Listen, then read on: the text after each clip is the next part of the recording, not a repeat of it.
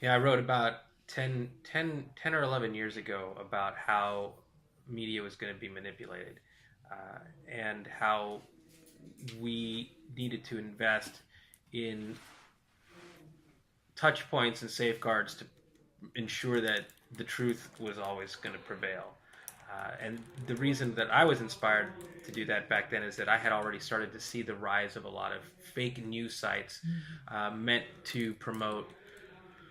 all kinds of things that weren't as horrible as they were today, but you could see how that was going to play out. And as an optimist, I wanted to spread truth and tried to help create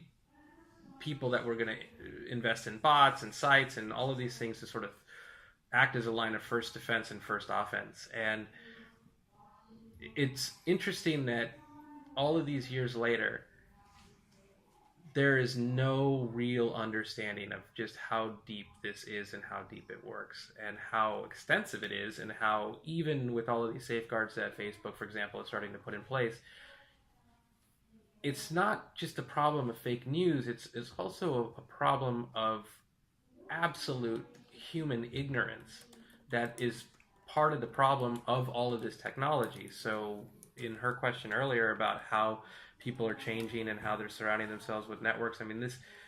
it is it is exactly where fake news works, is because it caters to this extreme way of thinking that they understand at the core data set.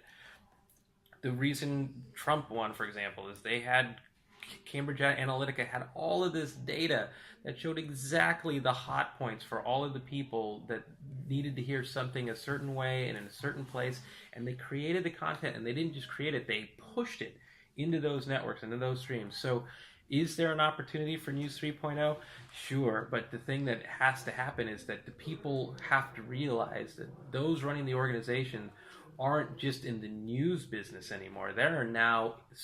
putting on capes and being the defenders of truth, and they have to outsmart the people who are outsmarting them every single day. Some kid in the Ukraine is smarter than people running the biggest news organizations today, and that's ridiculous. So I think that there has to be some massive sense of urgency to do the same thing they're doing, just getting truth in front of people, and that also takes a mindset shift to say, like,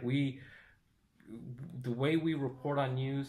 is one thing, but the way we get news to people and how people value it and believe it, I think, is the biggest opportunity for anyone in the news business. But that starts with realizing that the business of news is completely different now. It is not ever going back to what we thought it was.